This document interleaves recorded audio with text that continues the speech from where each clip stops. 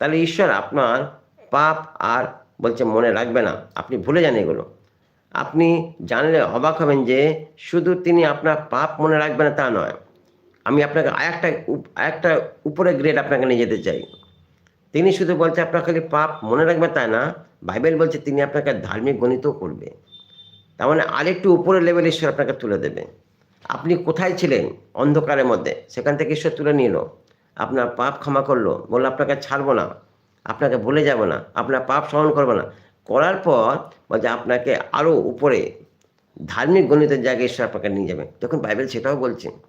দেখুন Romeo 5:1, Romeo 5:1 বলছে, অতএব বিশ্বাস হেতু ধার্মিক গণিত হওয়ায় আমাদের প্রভু যীশুখ্রিস্টের দ্বারা আমরা ঈশ্বরের উদ্দেশ্যে সন্ধি লাভ করিয়েছি। আরে বন্ধু হয়ে গেছি আমরা। হ্যাঁ, ভাবলে কেমন লাগে না? আমরা ঈশ্বরের বন্ধু হয়ে গেছি কিসের দ্বারা? বিশ্বাসের